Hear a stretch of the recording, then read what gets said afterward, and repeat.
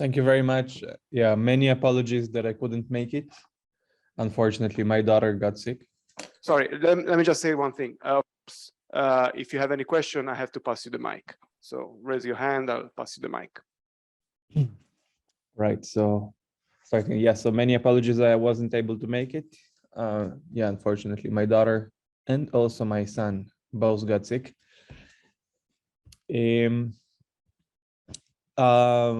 Yeah, if there are any questions during the talk, please feel free to interrupt at any moment. The subject is going to be about line defects with applications ranging from from impurities in magnets to Wilson lines, and I'll also make a very brief remark about 't Hooft lines at the end. This work is it's a series of papers, starting from papers from the last previous summer, with Gabriel Cuomo, who is probably in the audience, Mark Mezei, Aviar Aviv Moshe, and also some upcoming work that is going to appear about Wilson lines, about the classification of Wilson lines in conformal theories, deconfined critical points in 2+1, 3+1 dimensions, with Gabriel, Ofer Aharoni, Mark Mezei, and Aviar Aviv Moshe. So I have tons of slides, but most of them are just small remarks. So I'll go through them quickly. If there are any questions, just stop me. So of course, line defects have played a very important historical role in physics. In fact, I think Wilson came up with the idea of the renormalization group from studying a line defect in 2 dimensions, or equivalently an impurity in 1+1 dimensions. This also led to some very nice progress on integrability, making contact between integrability and quantum field theory. Conformal symmetry, I think, appeared in this context very early on. But most of this stuff was in 1+1 dimensions. And actually very little is known about line defects in higher dimensions, which is the main subject of this talk. So we know a lot about the space of local operators. There are many results from the bootstrap. We know a lot about, well, we know quite a bit about local operators in conformal field theories, critical exponents, 3-point functions. There is a lot of data.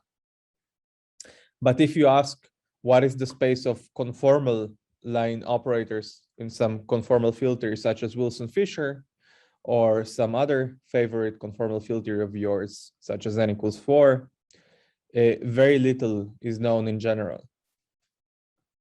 Now, in the same way that local operators can be non-trivial, even if they're not charged under any global symmetry. For instance, the energy operator in the Ising model is not charged under any ordinary global symmetry, but it's a non-trivial local operator. In the same way, line operators can be non-trivial, even if they're not charged under one-form symmetry. So the setup is that we have a conformal field theory in D space-time dimensions. I hope the slides are not confusing D and D+1. But if there is some confusion, stop me, please. So the setup is that in the bulk, we have a conformal field theory in this space-time dimensions. And then there is a one-dimensional defect. This is a Euclidean perspective. If you want to think about it more from a condensed matter point of view, you should think about D-1 space dimensions with the localized impurity. So the study of Wilson lines in Euclidean signature, of course, is the same as the study of local impurities in the Hamiltonian perspective. And in both cases, the task is essentially to find all the conformal impurities or conformal Wilson lines. Well, in the literature, there are many constructions of various line defects in higher dimensions. This is just going over some examples that you might know. Wilson 't Hooft loops, twist defects, SPT defects, TQFT line operators, like world lines of anyons in TQFT, pinning field defects, and several others that will come up today. It's a rich subject. There are many constructions, many possible ways of realizing line operators. Some are conformal, some are not. We don't generally have a good picture of the phases of line defects in higher dimensions. I'll try to run through a few examples. First, I'll just make some general comments about RG flows on line defects. What is an RG flow on a line defect? So in the setup of the talk today, there is not going to be an RG flow in the bulk. The RG flow is going to be localized on the line, and the bulk would be affected only through decaying correlation functions, where they decay as a function of the distance from the impurity. So I'll talk about RG flows, some pinning field defects or magnetic field defects. Maybe I'll mention a little bit spin impurities, and then I'll talk about Wilson lines or charged impurities in 2+1 and 3+1 dimensions. Just to finish the introduction, if you have a line operator that flows in the infrared to a conformal line operator, it would preserve an SL2R subgroup of the original conformal symmetry in this space-time dimensions. This is the smoking gun signature, or the definition of a conformal line operator, that it preserves an SL2R subgroup. The SL2R subgroup acts on the line defect by Mobius transformations. So T goes to AT plus B over CT plus D with the Mobius, where AD minus BC is 1. A general line operator that is not conformal would not preserve SL2R. It only preserves time translation invariance, if you are thinking about it in a normal Hamiltonian setup where there is no driving. So the physical problem that these symmetries are relevant for is, of course, what we just discussed: point-like impurities in space at 0 temperature. Also, throughout my talk, the temperature would be exactly 0. And it's useful to think about the line operators as point-like impurities at 0 temperature at the fixed point. It would be nice to understand what happens when you turn on some small temperature. Now, in this setup, in general, where there is a conformal filter in the bulk and there is a defect, one has to understand what are the local operators. So some local operators act in the bulk. Some local operators may act on the defect.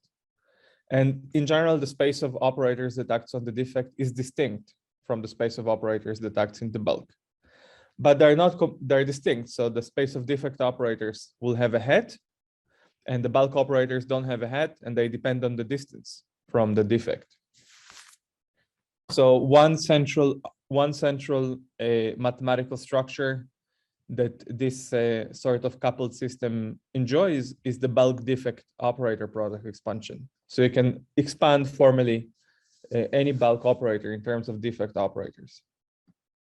This expansion is very useful at short distances, but it has some radius of convergence, as operator product expansions do in conformal field theory. So this is a useful general connection between bulk and defect operator product expansions. And the final piece of definition, before I go to something less introductory, is that you can ask, what is a trivial line operator? The trivial line operator is where you just integrate the unit operator. It's a completely trivial operation that affects nothing in the bulk and does not introduce new defect operators. So it's a completely transparent line operator. And in this special case, where you have a completely transparent line operator, which is the trivial line operator, the space of defect operators is very easy to determine. Those are just bulk operators restricted artificially to x perp equals 0. To x transverse equals 0. So in the case of a trivial line operator, this expansion is just a Taylor expansion in x transverse, in x perp. But more generally, this space of operators would not be just the Taylor coefficients of this operator. There could be finite scaling exponents and so on. Okay, this is the end of the introduction. I'll just stop if there are any questions about the general setup.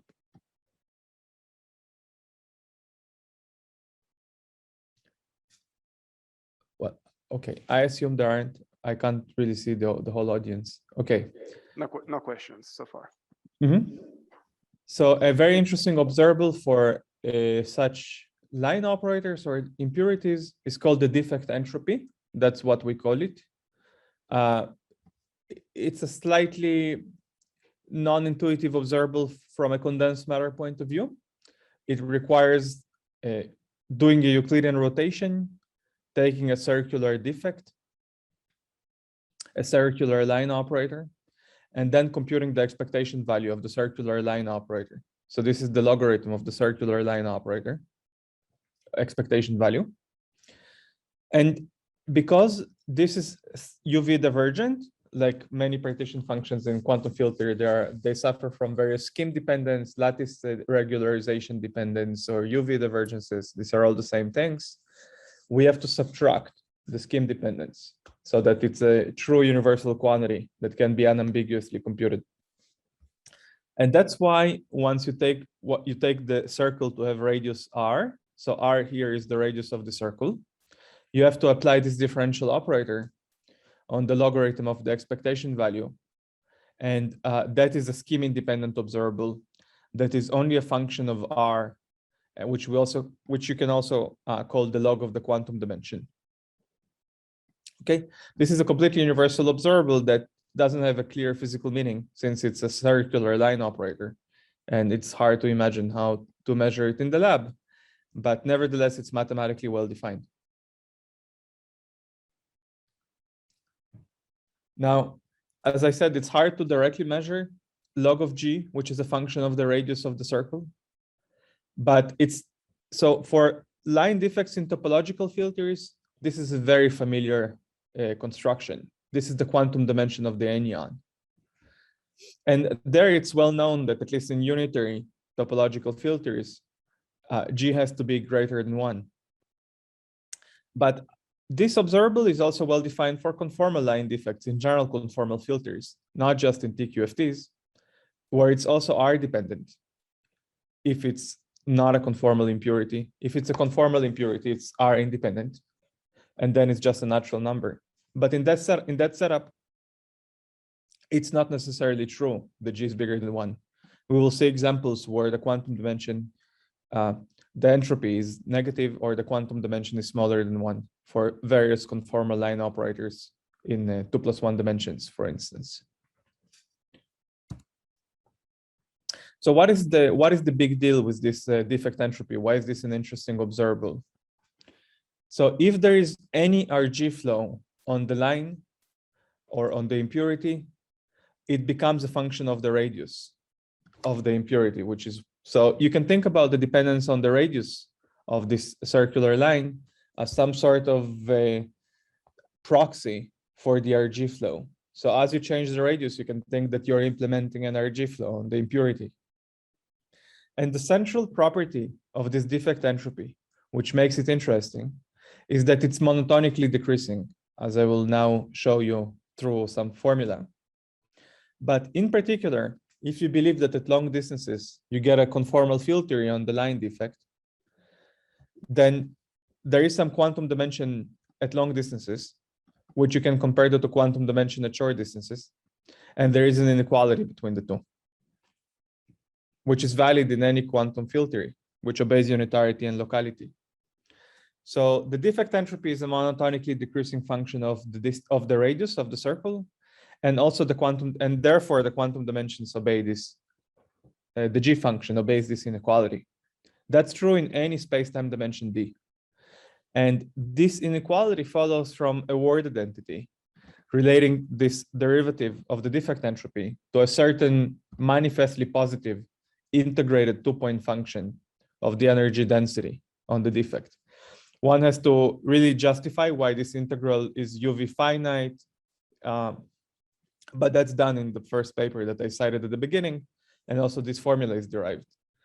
So it is so the defect entropy is a very useful object because it is a universally monotonically decreasing physical observable, and it puts very interesting constraints on our G flows on impurities, and I'll show you some examples. So, of course, in 1+1 dimensions, This is very similar to the G function of Affleck and Ludwig, which was applied in the Kondo problem and many others. So today, what I presented is a higher dimensional generalization of the Affleck-Ludwig result. Another small corollary is that it therefore follows that if there is an exactly marginal operator on the line defect, then G is independent of that. This is important in various examples that have supersymmetry, which admit exactly marginal operators. Finally, before stopping again for questions, I just wanted to make one comment about entanglement entropy. You might try to think that this this inequality for the defect entropy is connected to entanglement entropy, which would be a good idea. But I just wanted to make a remark that the defect entropy that I defined is not the same as the entanglement entropy in the presence of this impurity in the Hamiltonian language. So you can ask, what is the entanglement of the vacuum if you surround the impurity with a disk and compare it to the entanglement of the vacuum without the impurity? The difference between these two entanglement entropies is equal to the G function in 1+1 dimensions, but not in general. So therefore, it's still not known exactly what notion of entanglement entropy is useful to understand this inequality for the G flows on line defects. I'm trying to understand. For questions. I'll stop for questions now. Yeah, if you could go back to the previous slide. So in that picture, I might to visualize in a Hamiltonian language some defect moving in a circle, or is there, what is the Hamiltonian description of this picture? It's not known. Okay. It's a Euclidean partition function that was proven to decrease monotonically as you change the radius of the circle. Right. Okay. So it's sort of like the F function in S3 for CFT. Well, except that in that case, people have found an information theoretic interpretation, right? Which is that it's the entanglement entropy across a disk. So right. F is equal to this literally, but here it's not yet known what is the information theoretic interpretation of G. Okay, thanks. Yeah, it's known in 1+1, but not in 2+1 or 3+1. Actually, you can ask, is this another interesting monotonically decreasing quantity, namely the additional entanglement entropy due to the impurity? And the answer is no. We have found many examples where this is monotonically, it's not monotonic and it's not decreasing. So this is not a good candidate, while this object is. Okay, any more questions?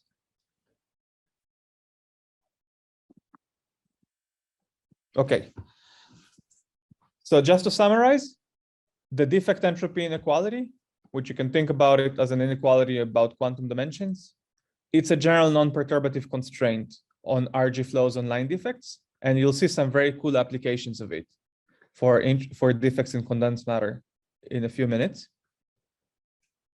I just wanted to mention very briefly, I didn't want to talk about it too much in this conference, is that there is another general constraint on RG flows on line defects coming from one-form symmetry or higher symmetry in general. So there is some condition that I'll just quote for the experts. You can actually prove that if a line defect is charged under an endable one-form symmetry, if you don't know what that means, you can ask Gabriel after my talk. This is not, I don't want to emphasize it too much in this talk. So if you have a line operator that's charged under an endable one-form symmetry, then you can prove that it cannot be trivial in the infrared. So that's another general constraint on screening. Actually, this constraint from one-form symmetry also applies for systems like metals, where you don't have relativistic invariance, or it could be a Fermi surface, or more general Fermi surfaces. But the constraint about the defect entropy, as far as I know, requires a relativistic invariance. Although it may not, we just don't know at the moment. Okay, I'll now give you some applications. I'm going to jump through some general remarks to get to some applications quickly.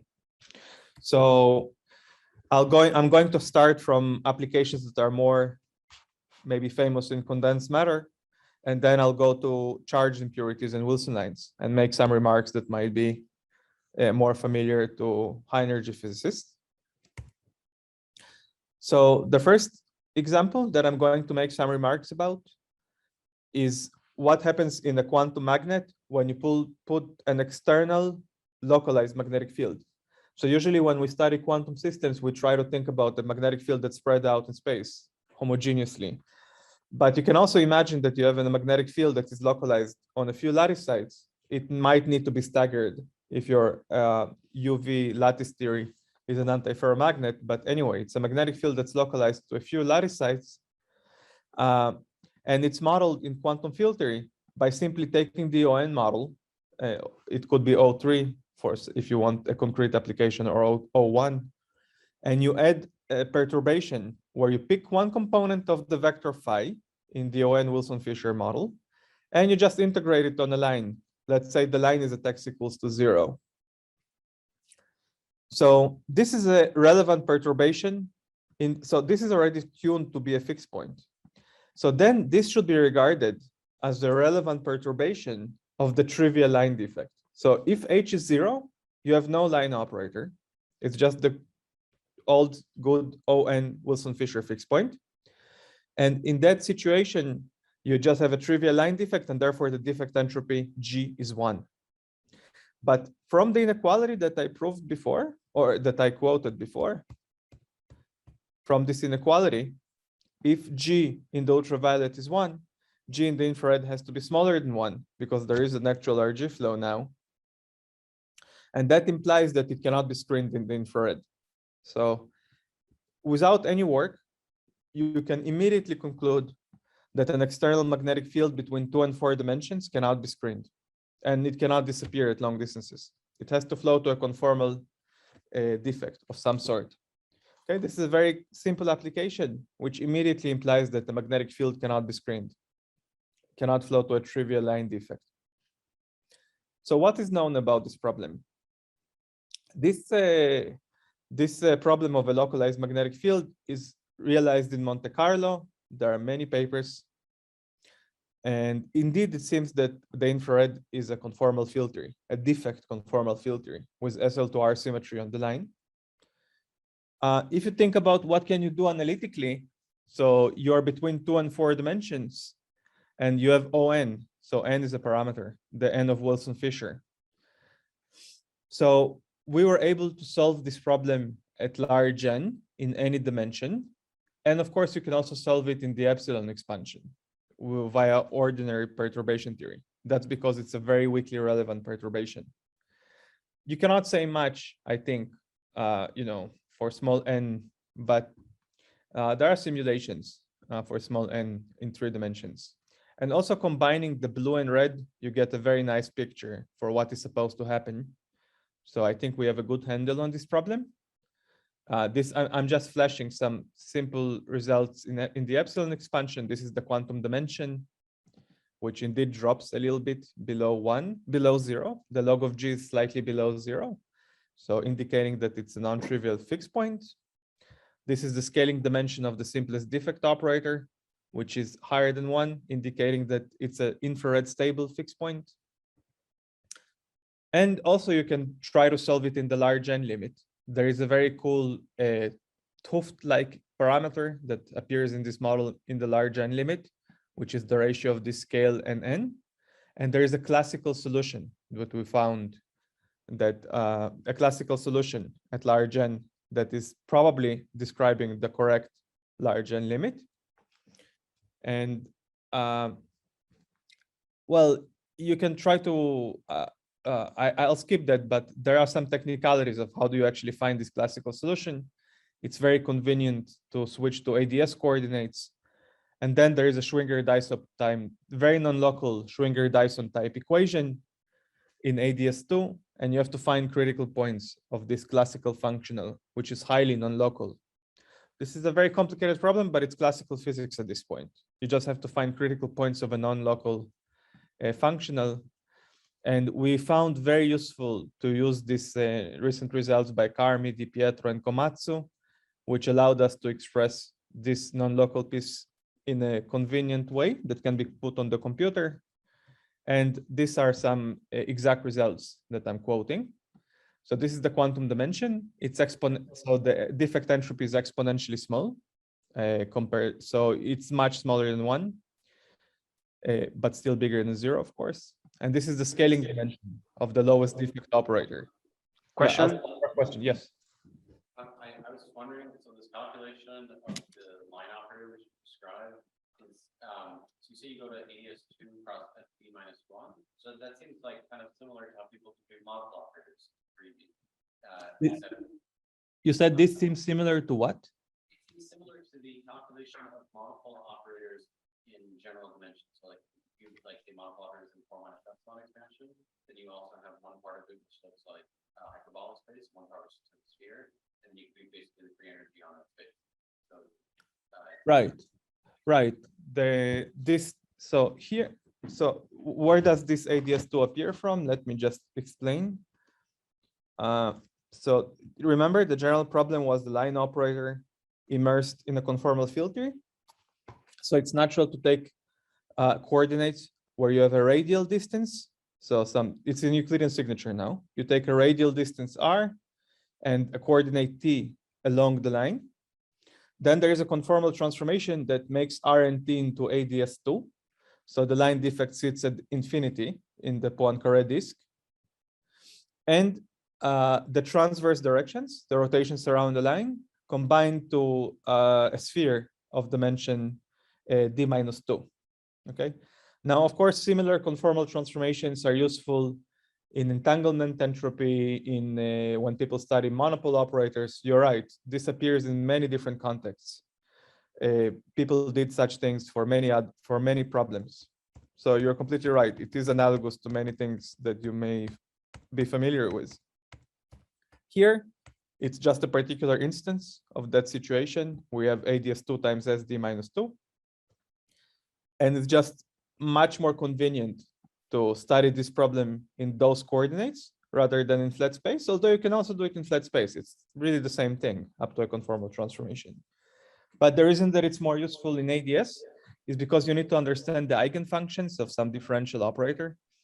And there are very convenient expressions with some boundary conditions. Okay, so there are very convenient expressions for the Green's functions in ADS coordinates. So that's why we did that. So you can solve the large N problem exactly, at least in the deep infrared. It's actually still an open problem to do the full RG flow of the pinning field at large N. It's still a classical problem. It's a classical physics problem, but it's just much more difficult to solve this Schwinger-Dyson equation away from the critical point. So we just solved the critical point. This is the scaling dimension of the lowest defect operator. It's actually hugely renormalized compared to the bulk. Remember that in Wilson-Fisher theory, the order parameter has scaling dimension 1/2 in the bulk. But now on the line, it has 1.5. And it's morally compatible with numerical simulations, recent and older numerical simulations, which also kind of find 1.5. So that's very promising. Anyway, so the gist is that this problem of a localized magnetic field seems to yield a conformal line defect between 2 and 4 dimensions. It's highly non-trivial. I don't think it can be solved exactly for small n. And the fact that it's a non-trivial line defect that's not screened follows directly from the G theorem. So this is a comment about the pinning field. I am going to skip the discussion of spin impurities because I want to go to Wilson lines and 't Hooft lines. So if there are there any questions about the localized magnetic field defect? Okay. Yes, there's one question. Mm-hmm. So you're not giving any definition of the G theorem from 2 to higher dimension. Can In you please repeat the principle, question? this, Just because at the first sentence you broke off and I couldn't hear the Okay. question. so the theorem is valid in 2 dimensions. The G theorem is valid in 2 dimensions, but the word identity presumably has more problems when you go above 2 dimensions. Well, what I said at the beginning is that in this paper, let me just go back. In this paper from last summer, we found an extension of the G theorem that applies to line operators in any dimension. So I'm Okay. using our this is what we did. We defined this quantity, which is scheme independent, and we proved a certain word identity, which allowed us to conclude that this is true in any dimension, and this is true in any dimension. Okay. And what I said later is that in 2 dimensions, there is very nice work by Cassini, Salazar Landea, and Toroba, showing that at least in 2 dimensions, it's also connected to entanglement. And that part is still unknown in higher dimensions. Okay. But the G theorem is correct. I'm not using something that's not been shown to be true. Okay. Well, okay, basically you answered that I should go into your paper and read it. It's an answer. Well, It's yeah, not an answer. well, I'm saying you're asking for the proof. Is that what you're asking? You want me to reproduce the proof now? Or what exactly is the question? So the microphone is not working. Yeah, the microphone is not working very well. It but is working. it Okay. just breaks up, yeah. Sorry. No, I just wanted some simple argument to believe. But Okay. if you say that there is no simple argument, then okay, I'll go and read your paper. I can tell you a more or less, I can tell you the structure of the proof. It's not a one-line argument. I'll tell you the structure of the proof, okay? Okay. So you make the line defect in Euclidean signature into a circle, which you can do by a conformal transformation because a straight line and a circle are conformally equivalent, okay? And then you take a very special integrated operator where you integrate the energy momentum tensor with a special killing vector. And you wrap the line. So you take the line and you just wrap a donut around the line. And the donut is where you do the surface integral with the energy momentum tensor with a special killing vector. Okay, so now you have a line which is wrapped by a surface integral of the energy momentum tensor. Then you prove that the answer must be independent of the shape of the surface. That's a word identity, kind of like a Noether theorem. And then you try to compute what happens when the line operator is wrapped by such a torus. So you get a new line operator. And then you have a very mysterious identity saying that the old line operator and the new line operator must be the same because you were wrapping it with a topological operator that can be annihilated at infinity. And this new word identity is what I quoted here after some simplification. Sorry, I lost it. After some simplification, you get this new word identity, which tells you that the defect entropy is a positive 2-point function integrated with this funny weight, 1 minus cosine, and it's manifestly positive by reflection positivity. Mm-hmm. So unfortunately, I don't have a one-line argument, but the main idea in the proof is to wrap the line operator by this integrated surface operator. Okay, thank you. May I ask another question? I didn't get in the example of the pinning field why the G theorem implies that the magnetic field cannot be screened. Very good. This is a good question. Sorry. So, yeah, it's a good question. So you remember I mentioned that there is a notion of a trivial line defect. What is a trivial line defect? It's just a line where there is actually nothing there, no impurity. For such a line defect, it's manifest that G is equal to 1 because the partition function of a circle where there is nothing on the circle is just 1. It's a normalized partition function. And therefore, if the ultraviolet line defect is trivial, the infrared line defect cannot be trivial. Why? It's because we have an inequality. So if in the ultraviolet you have 1, actually it's a strict inequality. I wrote here bigger or equal because I included marginal flows or exactly marginal flows. But if you actually have an RG flow and in the UV you have 1, this cannot be 1. It has to be smaller than 1, and therefore it cannot be a trivial line operator. So that immediately implies that whatever is happening in infrared, it cannot be a trivial line operator. Is that helpful? Yeah, okay. Any question? Okay, no questions. Okay, thanks for the question. I'll now make a few comments about Wilson lines. Wilson lines are just special line defects that appear in gauge theories, where you study a charged impurity, an impurity that is in some representation of the gauge group. So the world line in my talk would always be just straight up in time, and the G function is defined by the circular expectation value. A very interesting question is, what is the infrared limit of line operators of this sort, corresponding to a charge impurity? You might say that here there is no possible RG flow. Remember that in the pinning field defect, let me just go back there quickly.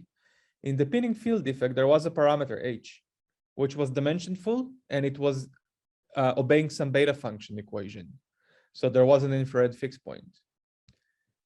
But for the first time, when we thought about this problem for Wilson lines, it was kind of obvious that there is no RG flow. It just has to be a conformal line defect, because there is no parameter here that can run. You see that there is no free parameter in the Wilson line. So there is no RG, and therefore it has to be a fixed point. This argument turns out to be wrong. As you'll see, while there is no parameter in this formula is kind of incorrect. You have to fix this formula, and once you fix this formula, there is a new parameter that shows up. It obeys in the beta function equation, and there is a very complicated phase diagram for Wilson lines in gauge theories, even in QED, even in a billion gauge theory. So historically, of course, Wilson lines are important for the question of confinement, but today I'm talking about deconfined critical points, namely CFTs. So my notion of screening is not the same as the usual notion of screening. For me, screening means that it's a trivial line operator. So let me just try to convince you that this problem is non-trivial by studying scalar QED in 4 dimensions. Now, scalar QED in 4 dimensions is not a conformal field theory, because famously there is a Landau pole for the electric coupling, and also the quartic coupling flows. There is a fluctuation-driven first-order transition. It's not really a fixed point, but this doesn't matter because all these effects are like very small if lambda and E are small. So just for the sake of pedagogy, I'll just pretend that this is a conformal field theory, because the running of these couplings is kind of negligible for the main point that I want to make. And this represents the Wilson line. So it's a localized charge at x equals to 0. So what happens when you put the localized charge at x equals to 0? Of course, you just get an electric field. This is Coulomb's law, and the boson is vanishing. This is a classical saddle point of this action.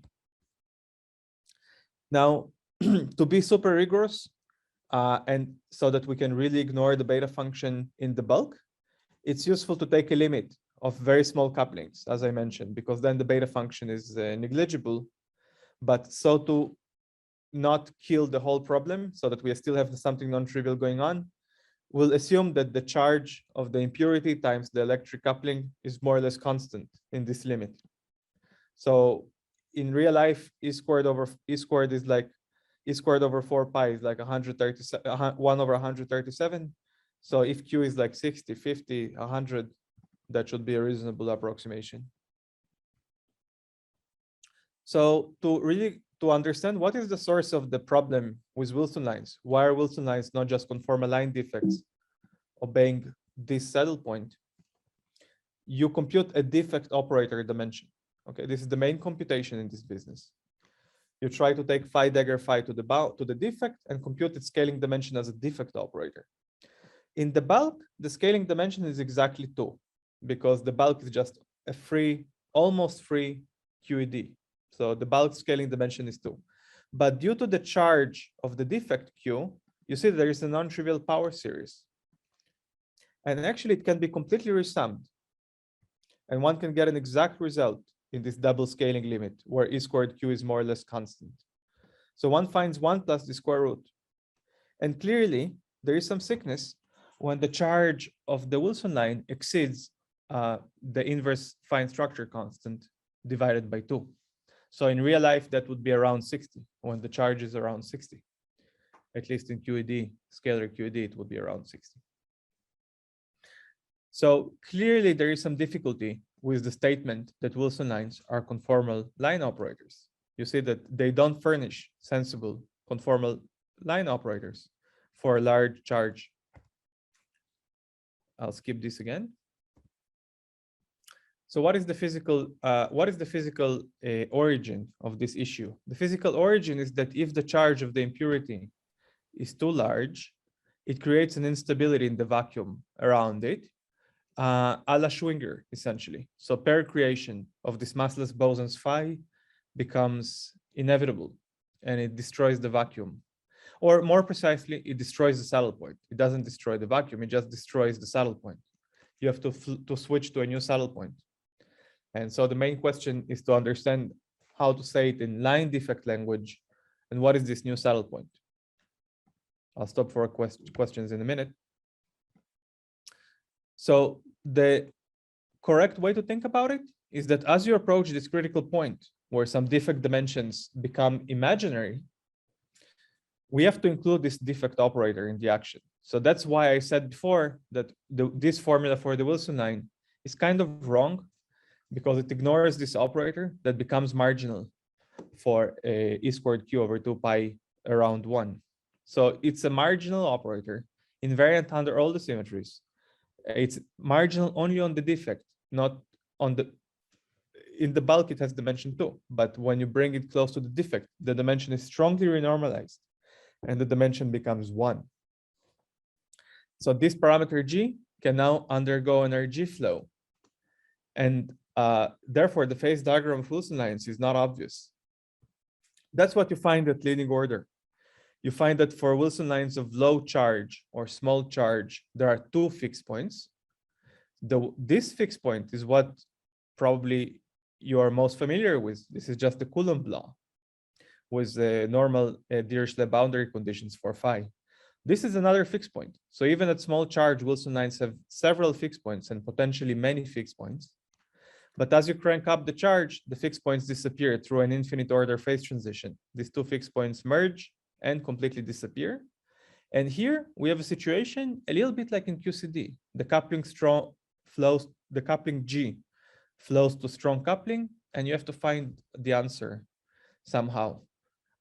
G flows to minus infinity here because the beta function is positive definite. And you cannot imagine the G small anymore. And this is the Schwinger instability interpreted in terms of the beta function for this coupling G. Are there any questions about these remarks?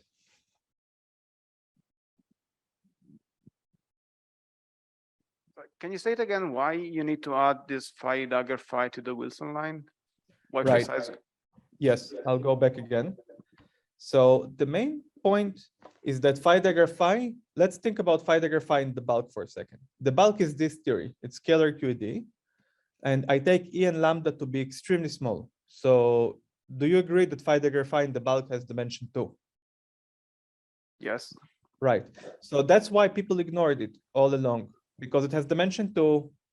It's going to be irrelevant on the line defect, because the line defect has an integral over dt. And so something of dimension 2 is highly irrelevant. But the point is that that conclusion is incorrect, because this is the actual scaling dimension on the line defect of phi dagger phi. It's 1 plus the square root. And when the square root goes to 0 at this critical point, the dimension becomes 1. And 1 is exactly the dimension of a marginal operator. So in terms of the line defect. So neglecting phi dagger phi from the line defect is the same is a mistake in the same sense that neglecting phi to the 4 from mean field theory is a mistake. In mean field theory, we have a multi-critical point. So it's kind of, if you don't put lambda in, it's not generated, at least when there is no gauge field. But when there is a gauge field, not putting phi to the 4 is really inconsistent, because the beta function generates it, even if you don't put it by hand. In the same sense, it's a mistake to write this formula, because even if you don't put phi squared on the defect, it will be generated. It's a marginal operator. Is that Okay. Yeah, a thanks. palatable answer? Yes, any other question? No, okay. Right. So this new coupling doesn't have a fixed point at large charge. It flows to strong coupling. And so here, while here there is just a zoo of fixed points at small charge that we haven't classified. In fact, it's still an open problem to understand the space of fixed points, but we found at least 2 in some domain. There is a phase transition, and then the fixed points disappear into the complex plane. And here you have to kind of find a new way to understand the infrared limit of such Wilson lines. So let me just show you the infrared limit. The main question is to guess what happens when G goes to -infinity, which is what this beta function tells us. And here you have to really think about it like QCD. Remember dimensional transmutation. So in QCD, the main point is that since the beta function drives you to strong coupling, there is a dimensional transmutation mechanism. A new scale appears, and the physics below that scale is screened. We find something actually very similar for this problem of Wilson lines in QED. There is a new scale. This scale is huge if e squared q over 2 pi is close to 1. So let's say if the charge is 70, very close to the fine structure constant inverse divided by 2. You generate a new huge scale, and around that scale there is like a cloud of the Schwinger condensate due to the Schwinger instability. So we solved for it. We found the solution kind of semi-numerically. So let me just take you through that, because I think that's interesting. So you put a charge q in the vacuum. Initially, there is an electric field exactly from Gauss' law, exactly as in Gauss's law, electric field that measures, let's say, charge q. But then this Schwinger instability kicks in, the electric field is completely screened. And the boson has an interesting profile. This is where the condensate lives. The condensate lives here, and it completely screens the charge. And if you go very far from the defect, you have to go really far because there is dimensional transmutation. If you go really far, actually the defect becomes transparent. So the true infrared limit of Wilson lines with supercritical charge, with charge q such that e squared q over 2 pi is bigger than 1, is completely trivial. That plot was made for this value. E squared q over 2 pi is 1.02. So let me just summarize the phase diagram. I'll skip some comments I'm skipping comments about the space of fixed points for small charge because I don't have time for that. I want to get to something else. So I'm skipping those comments, and I'll just summarize what I just told you. For small charge, we see a bunch of fixed points, at least 2. There might be more. It has not been there is some related work from recently by these people finding the same phenomenon, that fixed points merge and disappear into the complex plane on the line defect. When e squared q is above 2 pi, or when the charge is too big, there is some dimensional transmutation, and the line is screened completely in the infrared. And the full phase diagram is still to be determined. The story with fermions is very analogous. I want to skip it and make some comments about n equals 4 super Young Mills, but the story with fermions is essentially analogous except the 2 pi is replaced by 4 pi. Up to small differences, it's the same. There is a cloud and so on. Okay, so let me just make some comments about SU2 super Yang-Mills theory now. The physics is essentially the same. When you put an impurity in SU2 super Yang-Mills, you create some electric field. That is the naive saddle point. And if the representation under the gauge group is too large, if the highest weight has too large weights, then it will be screened and there will be a trivial infrared, and the infrared limit would be trivial.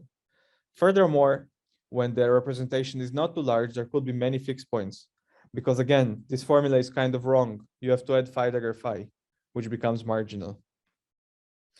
So if you take SU2 super Yang-Mills theory with n equals 4 supersymmetry, essentially the physics is the same as in QED. If the SU2 representation is large, you find that the infrared is trivial, and there's some critical value of the representation that scales like that. So at weak coupling, so the moral picture is that at weak coupling, there are tons of Wilson lines.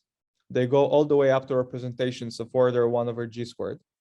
But as you crank the coupling, Wilson lines actually disappear in super Yang-Mills theory. And presumably at strong coupling, there are none. This is intriguing from the point of view of electric-magnetic duality, because the point of electric-magnetic duality is that Wilson lines and 't Hooft lines are exchanged under electric-magnetic duality. So if everything I told you so far is true, and Wilson lines disappear as you crank up the coupling, it should be true that there are no 't Hooft lines at weak coupling, which is a striking prediction. And one thing I wanted to mention is that recently we indeed completed this analysis. And if you study line defects corresponding to 't Hooft lines in SU2 gauge theory, it turns out that they're all trivial. There are no 't Hooft lines at weak coupling. So the emerging picture for Wilson lines in gauge theories in 3+1 dimensions is that there are many at weak coupling and very few or none at strong coupling. And for 't Hooft lines, it's the opposite. There are no 't Hooft lines at weak coupling. If you put a probe monopole, it just destroys the vacuum in SU2 super Yang-Mills theory.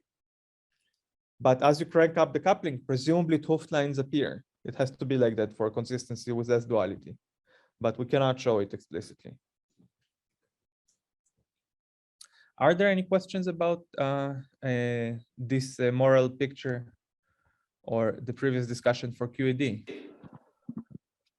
When you say that a 't Hooft line destroys the vacuum, what do you mean? In the same way, so what is the vacuum in the presence of a 't Hooft line? Then let's say QED, okay? Let's go back in QED.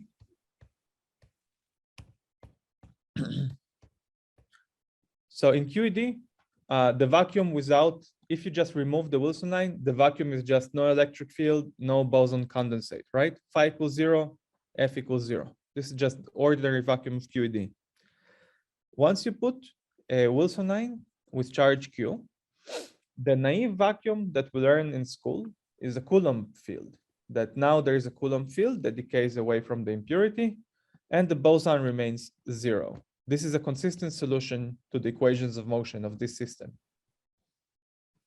Similarly, if you put a 't Hooft line with charge N, the naive solution is that there is a magnetic field that goes like 1 over r squared, and the boson remains 0. Okay, this is the vacuum. This is what I mean, the naive vacuum. It turns out, and if this was the full answer, it would not be screened in the infrared, because you can go very far away from the defect, surround it with the Gauss surface, and measure the electric flux. Okay, if this is the answer, you could detect the impurity even at long distances by measuring the electric flux through a very large surface, right? But as I've shown you, this is not the right answer in the full quantum theory at large enough Q, because the electric field times r squared, in fact, goes to 0 pretty quickly. So the charge impurity is completely screened. So when you say that in SE2 with 't Hooft line, the vacuum is destroyed, you just mean that it's screened in the same way Or it's some like, because you said Yeah, that yeah, the vacuum is exactly, destroyed, I'm yeah. just asking if it's something different or it's Yeah, the same no, kind no, of no. screening. It's the screening. same thing. Yes. So you put them at host line, the lore, if you want, the lore or the high school answer is that there is a magnetic field that goes like 1/r². But in fact, when you do the computation, you find that it's trivial at long distances. We have not yet found a profile. We're not, we haven't done that yet, but we have found an instability. Okay, thank you. An instability in the same sense as there was an instability here, that some operator dimension became complex. The same thing happens for a 't Hooft line, but we haven't yet solved the analog of this problem of finding the cloud that screens it. We just believe that that's what it's gonna do now that we have an instability. Okay, thanks. So there is a very compelling picture for S duality. Another question? Yes. So do you think there is an intermediate regime where both the Hooft line and the Wilson line will be stable, or? Yeah, There's probably, some- but it's just very hard to show. Okay, I see. I want to say that if you study 't Hooft lines in QED, there is no instability. 't Hooft lines are good defect conformal filters in QED, like in the U1 gauge theories. But in SU2 gauge theory, they become unstable. So the infrared is screened. So what happens is that the W boson, charged W boson fluctuations are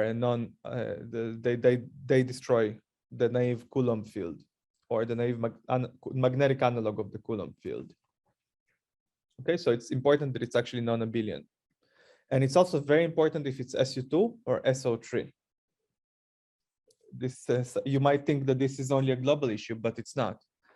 The answer is different in SU2 and SO3. Okay, I'll make before closing, I'll make one quick comment. Of course, you can study charged impurities or line operators in 2+1 in deconfined critical points. We did that in graphene. We did that in some 3D multi-critical boson model by Di Pietro, Gaiotto, and Lauria Wu. The conclusions are morally the same, except that 2+1 is much. In 2+1, what we found is that typically there are much fewer conformal line operators. So in this model, which is like a multi-critical boson in 2+1 dimensions, basically there are no line operators. Even charge 1 or charge 2 are already completely screened. So in 4 dimensions, we could go at least up to the fine structure constant. Here, even though it's a weakly coupled model, there is no room for conformal line operators, which are charged under the U1 gauge symmetry. Similarly, in QED, there is a very famous model, which is just 3-dimensional QED. So the Wilson lines that furnish conformal line defects go to charge up to an F/2, roughly speaking. So if you take an F equals 4, which is believed to be a very nice example of a deconfined critical point, there might be 2 Wilson lines. So as soon as the probe charge is like charge 3, it should be screened. It would be nice to see. We haven't developed the holographic understanding yet, or large N. This question was exactly asked a minute ago. If there is some intermediate coupling analysis that you can do. And this is the question about classifying the phases of Wilson lines. I just told you that at small charge, there are various fixed points and they all disappear as you crank up the charge or crank up the coupling, which is almost the same thing. But the phase diagram is not yet completely known. And it would also be very nice to work out additional examples in 2+1 that are relevant for deconfined critical points in condensed matter. Thank you so much. I'm done now.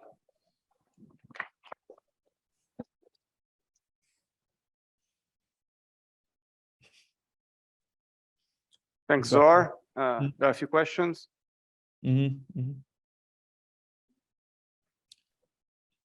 you hear?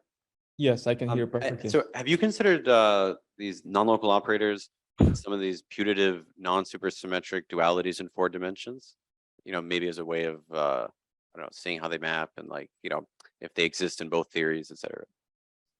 Well, I'll make one comment about it. That's the most intelligent thing I can say. For several years, I was working on this Chern-Simons matter dualities, like particle vortex dualities in 2+1 dimensions, non-supersymmetric particle vortex dualities and their generalizations. And always the question came up of how line operators map. There was a nice picture for how local operators map, but what about Wilson lines? It was a very pertinent question because in those dualities, one side was a gauge theory and one side was just, a Wilson-Fisher fixed point. So how can you map line operators? And now I think I see basically we see the answer. And the answer is that in these 2+1 dimensional systems, the minimal charge, which is screened, is typically 1. So I think that for the simplest examples of particle vortex duality, there are just no conformal line operators. They're all screened. And therefore this question really, this is the answer, that they're mapped in a trivial, empty way. But as you crank up an F, or you turn on Chern-Simons terms, you do get line operators. So when an F is 4, you get line operators. When the Chern-Simons level is not 0, but 4, 5, you suddenly have line operators, which are conformal. And then the question can be brought up again. And that would be interesting to study. Now, you asked about 3+1 dimensions. And I certainly don't know anything about that at this moment. We haven't even studied this mechanism of screening and the space of fixed points of Wilson lines in Banks-Zaks field theory. So even Banks-Zaks, I don't know yet.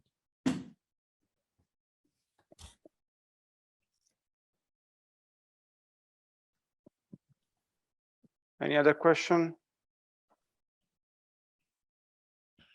Okay, if not, let's thank Zohar for the very nice talk. Thank you again. Thanks again, and I'll continue following online. Thanks, Zohar.